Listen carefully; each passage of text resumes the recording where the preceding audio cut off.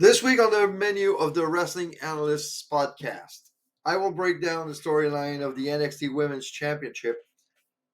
In my opinion segment, I will talk about if WWE should bring back full time managers. And in my booking room, I will talk about the way I would be booking the next few months until WrestleMania for Jade Cargill's WWE Women's Championship. So let's go beyond the bell. Welcome to the Wrestling Analyst podcast, Beyond the Bell, where the real story begins after the final bell. I'm your host, Night Stalker Luc Baudier, and together we'll break down the week's biggest moments, analyze storylines, and bring you opinions that hit harder than the steel chair. We will also explore how I would be booking a storyline if I were head of creative. Because here, every match tells a story, and we're here to break it down. So hit subscribe, leave a like, and click that notification bell, and let's go beyond the bell.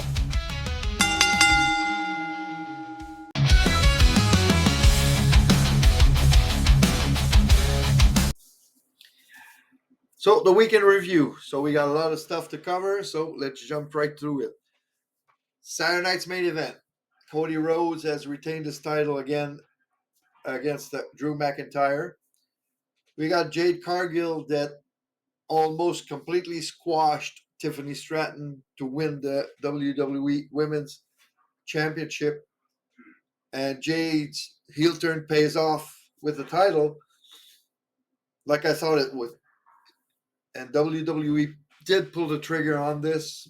More on Jade's title run later on because, like I said in my intro, it will be the subject of my booking room segment. Dominic Mysterio retains the title after making Rusev believe that he won the title when he rang the bell himself. So Dominic found another sleazy way to keep the title.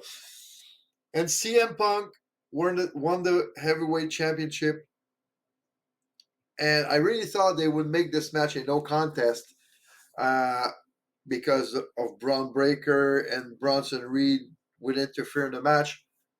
But when I saw that it would be the main event, I said, screw that. It's not going to be a no contest. And we're going to have a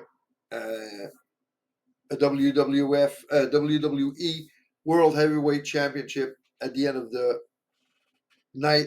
And it was CM Punk. So then on Raw, CM Punk comes in to celebrate his title win, interrupted by Logan Paul in the Vision. And that segment was so long, more than 25 minutes. And it probably took time out of other segments in the episode. AJ Styles and Dragon Lee retained their title against Judgment Day. And Dominic, he came ringside, didn't interfere, but he was a factor maybe in the loss, which is going to be a frustration for Finn and JD later on. The Judgment Day women, Roxanne Perez, Raquel Rodriguez defeated Nikki Bella and Stephanie Vaquer when Perez pinned Bella for a second week in a row after Pop Rocks. Not a second week in a row, but a second time in a couple of weeks with this. Now, Rodriguez will now have a title match against Vaquer. And this storyline will lead to a heel turn from Nikki Bella, who will probably get a title match against Stephanie Vaquer at the next Saturday night's main event or at the Royal Rumble. Penta defeats El Grande Americano. Now, this was to give Penta a win so he can get revenge on Americano for helping Dominic retain the title at Saturday night's main event. And in the main event, the Kabuki Warriors defeated Lyra, Valkyria, and Bayley. And after the match, Alexa Bliss and Charlotte Flair came to the aid to the defense of Valkyria. And the Kabuki Warriors are getting a title shot next Monday. Are they going to win the title? I think they will. I think they want to book Asuka to have a title as soon as possible to capitalize on her heel turn. So now with NXT. Fatal Influence defeat Izzy Dame, Lola Vice, and Tatum Paxley when Izzy shoves Tatum to the side to protect her, but takes the loss after JC Jane's rolling encore. El Grande Americano beats Josh Bridge, and with Jasper Troy in attendance, this was to prepare next week's match for the Speed title. Now, coming back to the first match, this will just increase the tension with Izzy Dame, Tatum Paxley, because, like I said, Izzy Dame is going to turn on Tatum Paxley at some point. And that's going to be more on that in my detailed storyline breakdown segment. Zarya beats Ren Sinclair in the Speed Tournament Championship. Now, I've said it, I'll say it again, but that Speed Championship doesn't mean a fucking thing. And they should scrap those titles altogether. They don't mean nothing. So anyway, Kalani Jordan defeats Tyra May Steele. Kalani Jordan has shown made a promo earlier in the episode, a very heelish promo, and she's acting more and more like a heel. And I think that this is her last thing to learn being a heel before getting called up to the main roster. So I expect Kalani to lose the TNA title pretty soon so that she can maybe go up to SmackDown. And Javon Evans defeats Shaquan Sugars despite numerous dark state attempts to interfere. So I think this is to build up Javon maybe to challenge eventually Ricky Saints again for the title, or maybe challenge Ethan Page again for the North American Championship. And finally, last night's episode of SmackDown, Ilya Dragunov retains against Johnny Gargano after refusing to give the shot to Tommaso Ciampa for the second week in a row. Now, is this going to build frustration inside Ciampa so that he's more eager to win the title against Dragunov? Could be. Maybe Dragunov is just playing mind games with Ciampa. So we'll see how this goes. Nia Jax beats Charlotte Flair with the Annihilator after Lash Legend attacks Alexa Bliss. Now, Lash Legend and Nia Jax will now be forming a tag team. And funny thing, though, I was going to talk about the SmackDown Women's roster in my opinion segment next week, and I will still talk about it. But last week when I did my opinion segment, I was talking about the women in general and that women should have their own 2-hour NXT episode.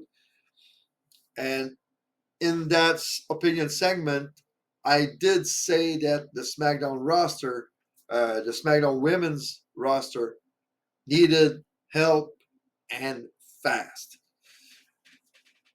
So I don't know if WWE listens to me. I don't think so. I'm not there yet, but I think they acknowledge that the SmackDown roster needed help, and well, some help finally arrived in the form of Lash Legend. Now, a lot of people online on Twitter or X were complaining about Lash Legend's utilization lately and that she was losing all the time and she wasn't booked right and everything. And I was answering all the time that, look, she's just putting people over before going up on the main roster. And that's exactly what happened. Chelsea Green is now your new Women's United States champion. So she's now the first and the fourth United States champion after beating Julia by cheating with the feet on the rope. But hey, referee's decision is final, right? So people are complaining about Julia losing in something like 2 minutes. And I'm not happy with Julia losing in 2 minutes. I'm not happy about that at all. It should have been a longer match.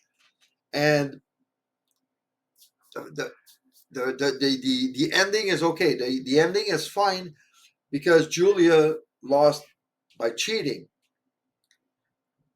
And I think that they removed the title from Julia, first of all, because they didn't know who to put against her. Unfortunately, and I think they want to put her in the Women's World Championship picture, the WWE Women's Title picture. So I think those are the two main reasons why they took Julia out. Well, they removed Julia's United States Championship and gave it back to Chelsea Green. Now, Chelsea did a phenomenal job the first time around with this title, and I think she's going to do even better this time. She's now a mixed tag team champion in AAA with Ethan Page, and she's the United States champion. So another double champion in WWE.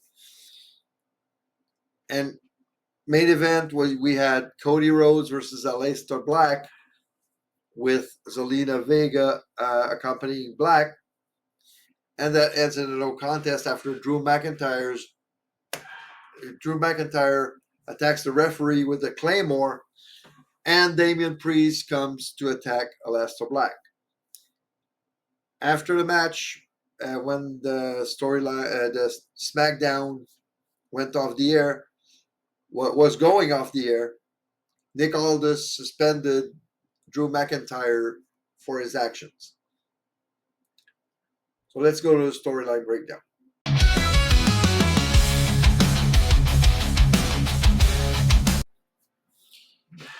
So, the NXT Women's Championship. This is the subject of my detailed storyline breakdown. So just to put us in context, Tatum Paxley won the NXT Women's title at Halloween Havoc on October 25th by defeating JC Jane. In the match, Izzy Dame tried to interfere, apparently to prevent Tatum from winning the title, because I think she wanted to be the one to bring the title in the culling. But Tatum ducked, and JC hit Izzy with a rolling encore, and then Tatum hit her finish and won the match. So what's the situation now? Tatum is this champion in the heel faction, but is clearly leaning babyface. Here's some reason why. The friendship with Lyra Valkyria. That gets on Izzy's nerves, and she wants to have control over Tatum's Paxley. Paxley is being naive to a certain point about Izzy Dame's friendship, and that makes her sympathetic to the NXT universe. Even upon joining the culling, she was never truly a heel, acting like a babyface all the time. and her naivete about her supposedly friends in the calling again make her sympathetic to the NXT universe. JC Jane, she wants to have the title back, and when Tatum faced Lola Vice, she interfered in the match, and of course will demand a rematch probably at Gold Rush in New York. And of course, JC Jane is leading a rival faction, Fail Influence, that wants to be the dominant faction in the women's division. Now, Izzy Dame, she has two goals. Keep the title in the calling, but she wants to get the title for herself. And Sean Spears, he wants to have the title in his faction, but he seems to accept Tatum because she's under Izzy's influence. And as for Nico Vance, he will follow whatever Sean Spears and Izzy will tell him.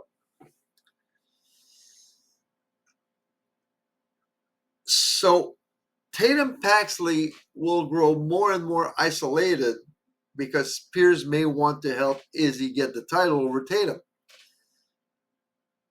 And why? Because apparently she's his second in command in the calling.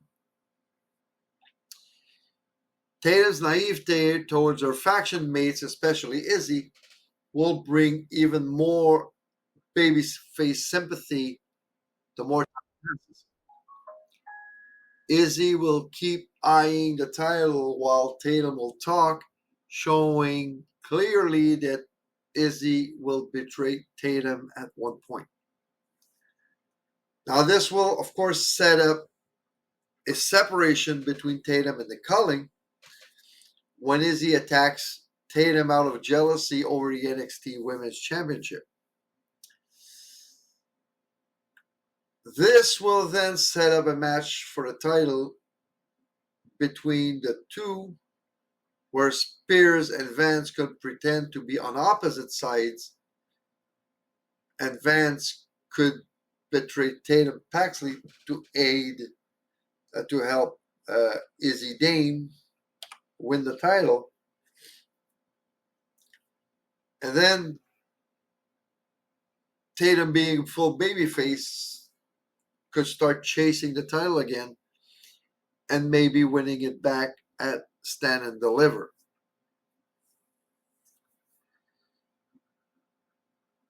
So when do you think that the betrayal happens?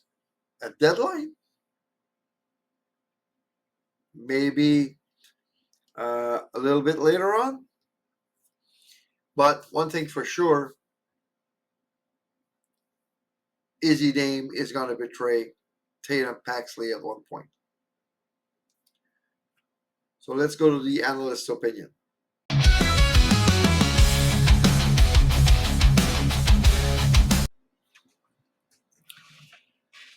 So should WWE bring back managers?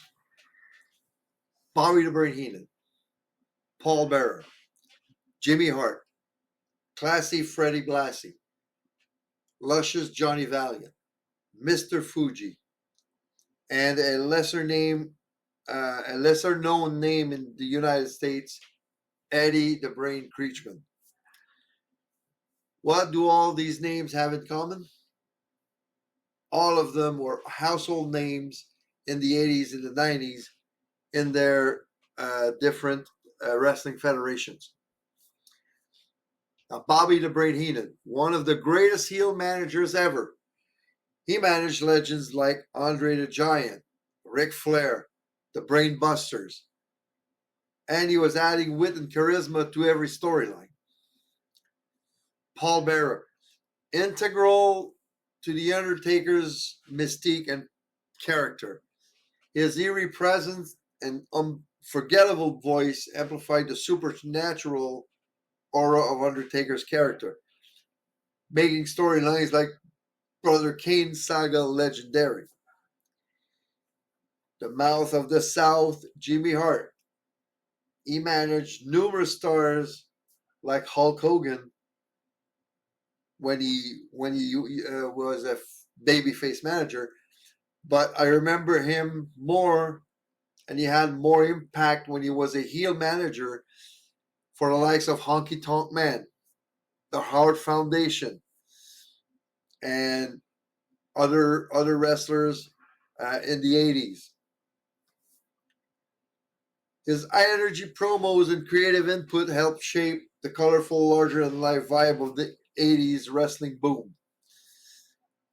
Classy Freddie Blassie, known for his sharp suits, biting promos, he managed top stars like Nikolai Volkov, the Iron Sheik, and his ability to generate heat made him a perfect villain manager during the territorial and early WWF era. Luscious Johnny Valiant, he managed teams like the Dream Team, Brutus Beefcake, and Greg Valentine. Later on, it was Greg Valentine and Dino Bravo, and other mid 80s stars. His loud, brash personality fit perfectly with the colorful WWF boom period. Mr. Fuji. He managed stars like Demolition, The Powers of Pain, Yokozuna, Don Morocco. Known for his trademark tuxedo, boiler hat, and devious tactics, most famously throwing salt in opponents' eyes, he embodied the evil mastermind. And finally, Eddie the Brain Creechman. Lesser known name in the US, but he was a household name in the Quebec wrestling scene, known for his cigar, his sunglasses, his sharp suits. Creechman managed heels like Abdullah the Butcher, the Sheik, and one guy that WWF fans or WWE fans know, Haku, known back then as King Tonga. His promos in French and English made him a standout in the Quebec wrestling scene back in the 80s and start of the 90s. So, why should WWE bring back managers? Well, for all the reasons I gave already when I described uh, each managers that I had in the list I made, you can have more options to end matches without having somebody come in and interfere in the matches all the time. Because you see matches right now on Raw and SmackDown, you have so many wrestlers coming and interfere in other wrestlers' matches. You can still make some, but you could eliminate a lot of them by having managers help their wrestlers win. You can use it. You can use them to give good technical wrestlers who are weaker on the microphone someone to talk for them. Wrestlers that have big language barriers, like Shinsuke Nakamura, like Asuka, like Kairi Sane, like Io Sky, or maybe a French-talking wrestler, or Julia, even Stephanie Vaquer. Her English is becoming better and better, but she could benefit from having somebody talk for her.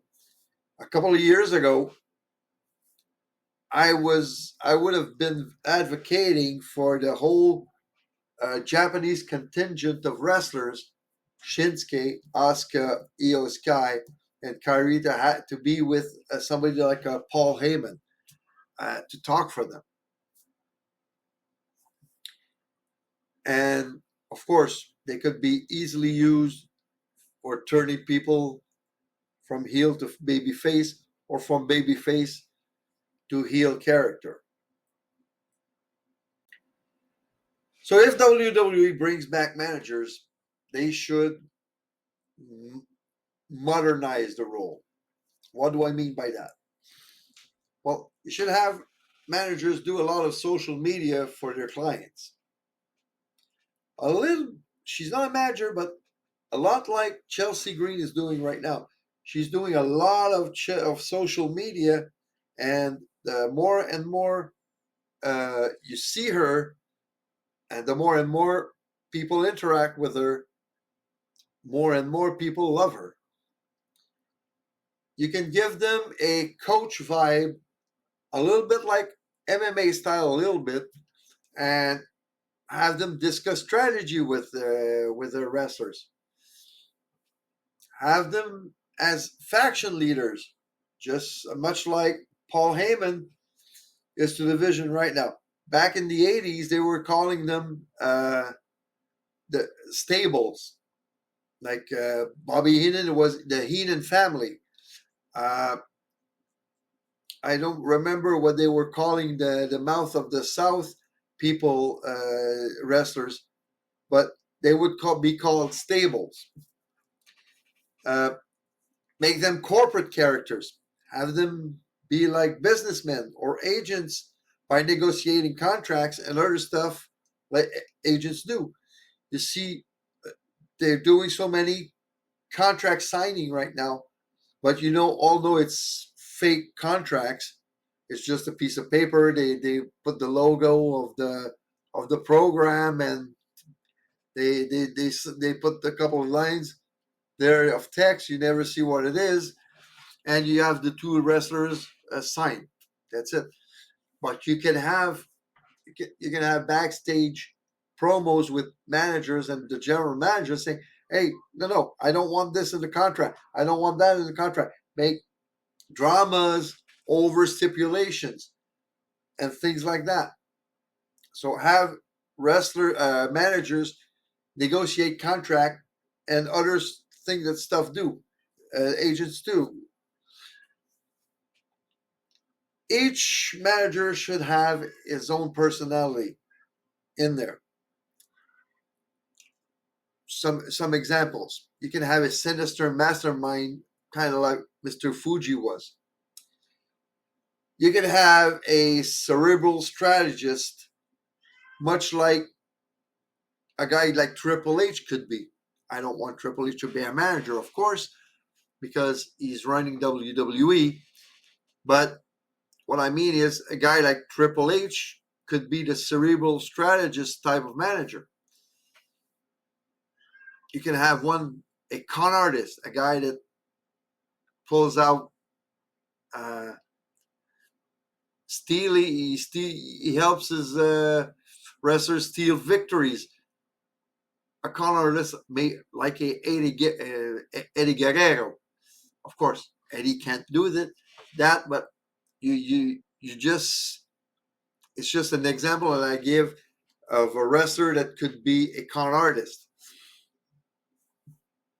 A calm, menacing presence. Someone that would talk softly, slowly, but with a menacing voice. Kind of like a Jake the Snake Roberts would be. Of course, Jake the Snake, he has his problems and everything, but what a wrestling mind that guy is. But another guy that could fit that role perfectly would be Randy Orton when he retires. A guy like Randy Orton would fit perfectly in that mold. Wrestlers could be used in NXT to develop the wrestlers. And you could even have manager versus manager rivalries. One baby face, one heel, or even two heel managers could butt heads. You never know. So, who right now could be a manager right now or in the future when they retire from in-ring competition? A guy like Chris Jericho.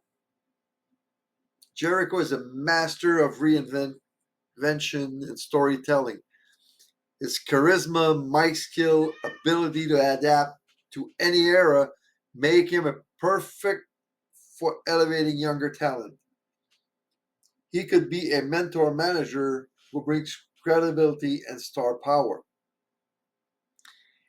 A guy like Edge. Remember when Edge started the Judgment Day? He was one of the best talkers in history. And his ability to cut compelling promos would make him an excellent mouthpiece for younger talent. The Miz. The Miz is another one of the best talkers in WWE history. And he thrives on generating heat and could easily become a modern day Bobby Heenan type, slick, arrogant, and always scheming. A guy like Sami Zayn. Incredible storyteller and master of character work.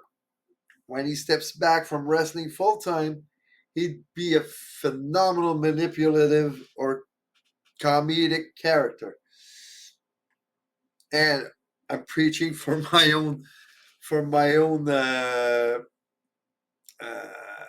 compadres or compatriots, but I think Kevin Owens has a natural gift for authentic promos and emotional storytelling. I hope that KO comes back as a wrestler, and I hope they give him another run as a world champion. But if injuries keep him out of the ring, he could become a passionate advocate for underdog wrestlers or a ruthless heel mouthpiece.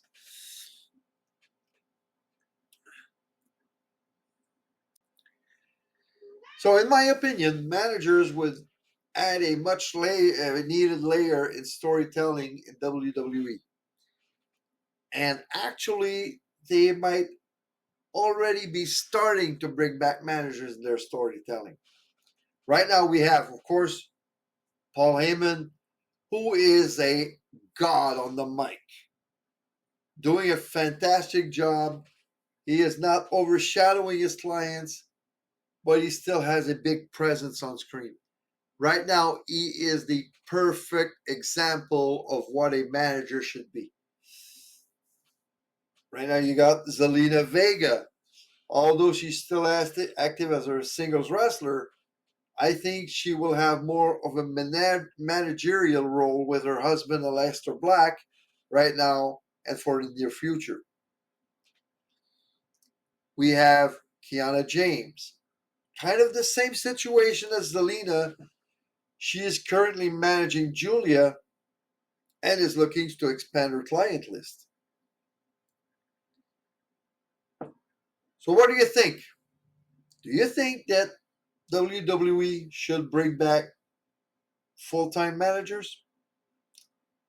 I want to see your answers in the comments. So let's go to the booking room.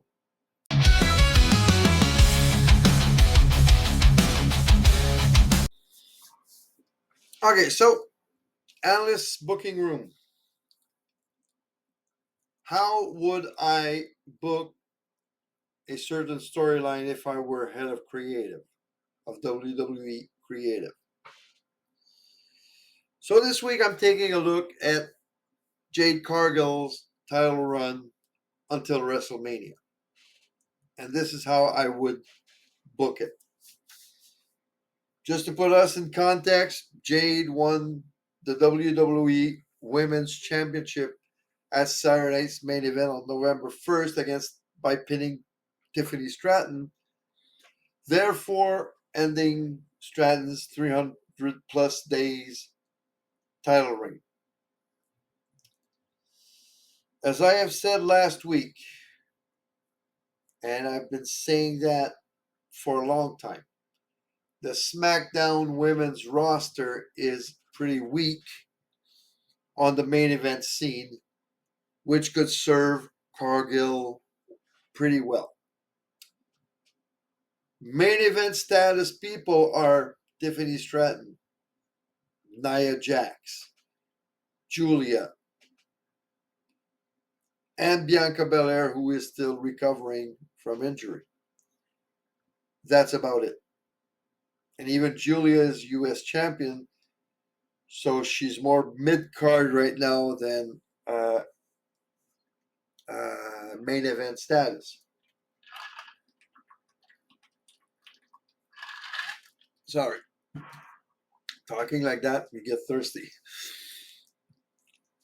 So here is how I would be booking Jade Cargill's title run until met WrestleMania if I were head of creative.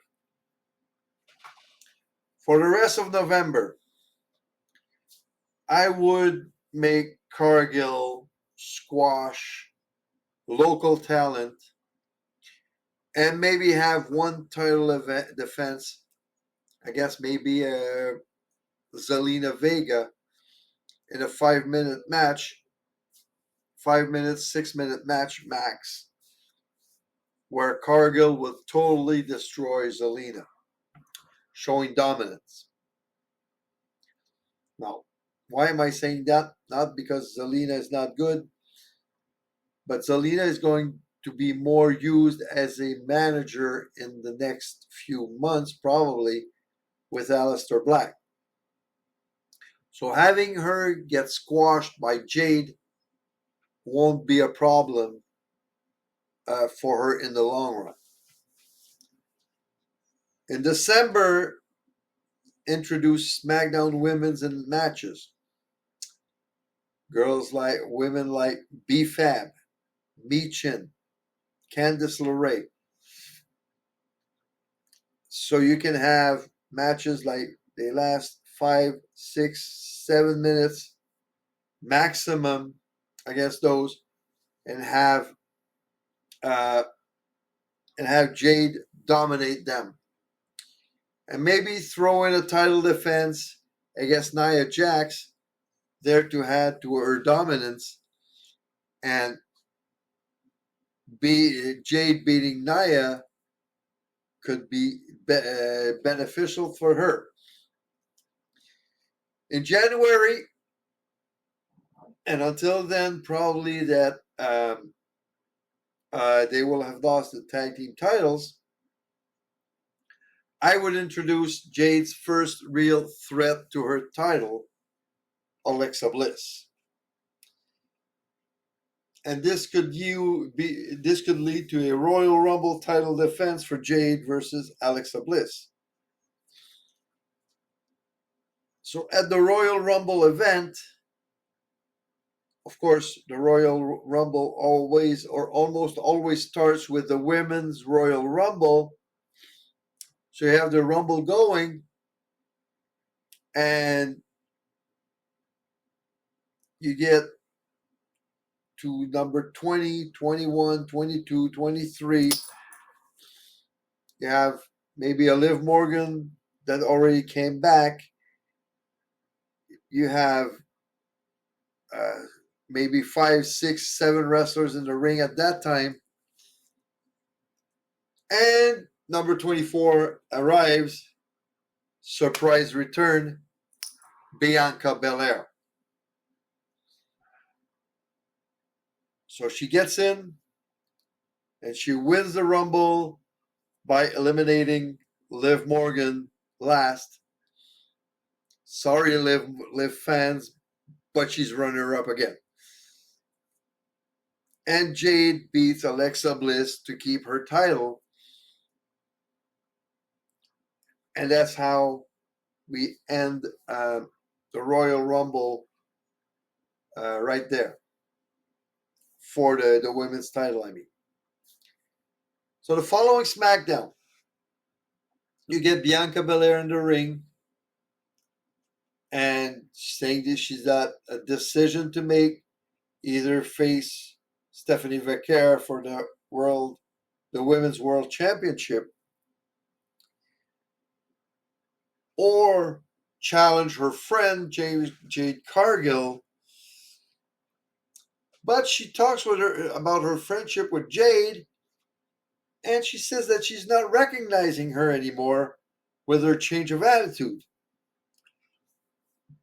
So you have Jade come out and says she's been dominating SmackDown and that no one can stop her Not even the EST. And then Bianca decides right then and there that she chooses Jade Cargill. She chooses to face Jade Cargill at WrestleMania. So that would set up a match, power versus power. Athleticism versus athleticism. Dominance versus legacy. And you can build, and you can take 2 months, 2.5 months to build the rivalry between the two up and go until WrestleMania. And at WrestleMania, you have Bianca Belair beat Jade Cargill in a 15-20 minute match. And you have Jade Cargill's first WWE Women's Championship title reign finish at WrestleMania. But she will have gained a lot of experience, and her flaws as a wrestler would be hidden. So again, tell me what you think about that in the comments. So let's go to the preview interaction.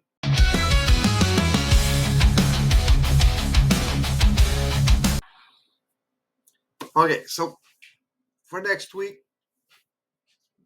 the analyst detailed storyline breakdown. I haven't decided yet which storyline I'm going to break down. So I'll decide that in the coming days. The analyst's opinion. SmackDown's women's division, a desperate call for reinforcements. Now, Lash Legend has arrived, so that's a good thing. I talked about it last week when I gave my opinion about having a 2-hour NXT program for women.